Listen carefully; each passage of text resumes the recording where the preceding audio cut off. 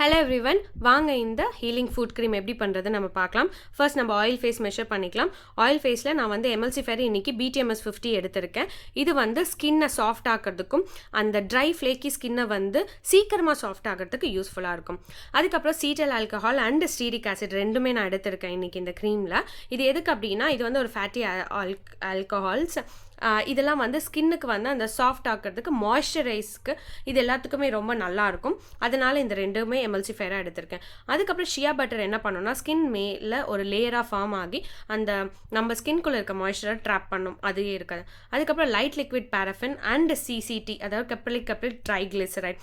இது ரெண்டுமே பார்த்தீங்க அப்படின்னா எக்ஸலண்ட் ஸ்கின் வந்து ஹீல் பண்ணுறதுக்கு, ப்ளஸ் அந்த மாய்ஸ்சர் ரொம்ப நேரம் ஸ்கின்னிலேயே தக்க வச்சுக்கிறதுக்கு இது வந்து ரொம்ப யூஸ்ஃபுல்லாக இருக்கும்.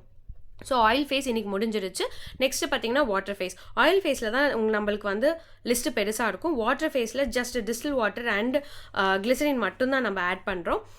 உங்களுக்கு வேணும்னா விட்டமின் B5, அதாவது DL பேந்தனால் சொல்லுவாங்க இல்லையா, அதுவுமே நீங்கள் ஆட் பண்ணிக்கலாம். அதுவுமே ரொம்ப எக்ஸலண்ட்டான ஒரு இன்க்ரீடியன்ட் தான் ஃபுட் க்ரீமுக்கு. ஸோ நான் இன்றைக்கி வந்து வெறும் டிஸ்டில் வாட்டர் ஆட் பண்ணுறேன். So distil water or demineralise water, நீங்கள் உங்ககிட்ட எது இருக்கோ அது எது வேணாலும் நீங்கள் ஆட் பண்ணிக்கலாம். நெக்ஸ்ட் நான் கிளிசரின் வந்து இதில் 4% ஆட் பண்ணுறேன்.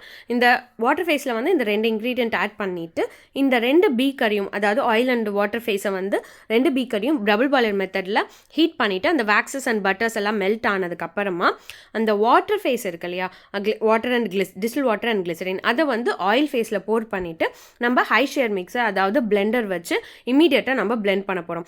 பிளெண்ட் பண்ணும்போது ஒரு ரெகுலர் இன்டர்வல், அதாவது ஃபஸ்ட்டு ஷார்ட் பர்ஸ்டில் ஆன் பண்ணி ஆஃப் பண்ணிடணும். அந்த மாதிரி நம்ம பிளெண்ட் பண்ணணும். கண்டினியூஸாக பிளெண்ட் பண்ண வேண்டாம்.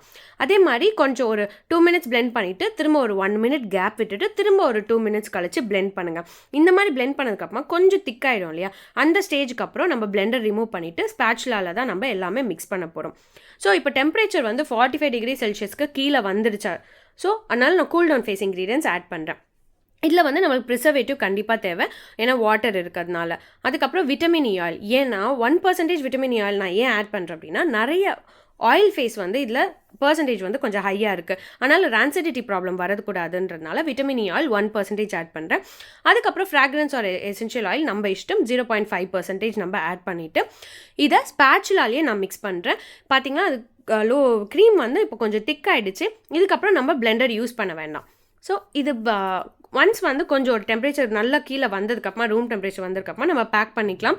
இந்த க்ரீமை வந்து நீங்கள் டெய்லி நைட்டில் வந்து யூஸ் பண்ணிங்க அப்படின்னா கண்டிப்பாக 3 to 4 டேஸ்லேயே உங்களுக்கு வந்து நல்ல டிஃப்ரென்ஸ் தெரியும். ஸோ யூஸ் பண்ணிவிட்டு சொல்லுங்கள். தேங்க்யூ ஸோ மச் ஃபார் வாட்சிங். கண்டிப்பாக சப்ஸ்கிரைப் பண்ணுங்கள். பாய்.